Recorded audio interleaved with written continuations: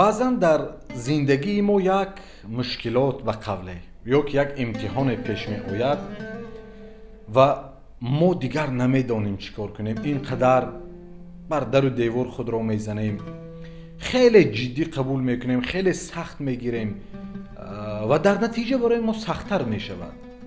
зеро ин қонуни зиндагӣ аст.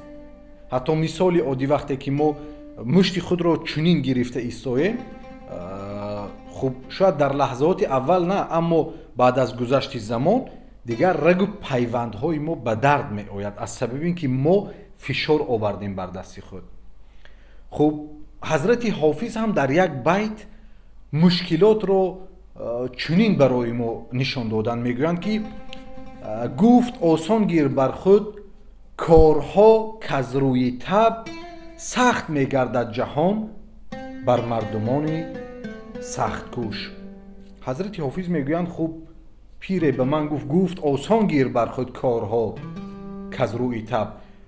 корҳоро, мушкилоти зиндагиро, ин воқеаҳои рӯзмарраро ин қадар ҷиддӣ нагир барои худат, онҳоро осон қабул кун, чун вақте ки ту ҳар чӣ қадр онро ҷиддӣ мегирӣ барои ту ҷиддитар мешаванд. сахт мегардад ҷаҳон бар мардумони сахткӯш.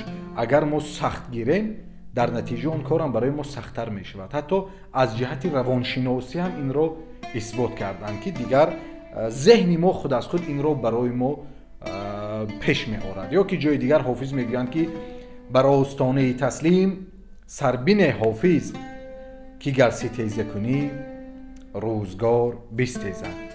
ту беҳтараш саратро бар остонаи таслими ҷонон бине, чун агар ту ситеза кунӣ дар баробари ин мушкилоту имтиҳоноту гӯӣ ки на ман ин корро мекунам, қоидаи зиндагӣ аст ки рӯзгор бар ту бистезад.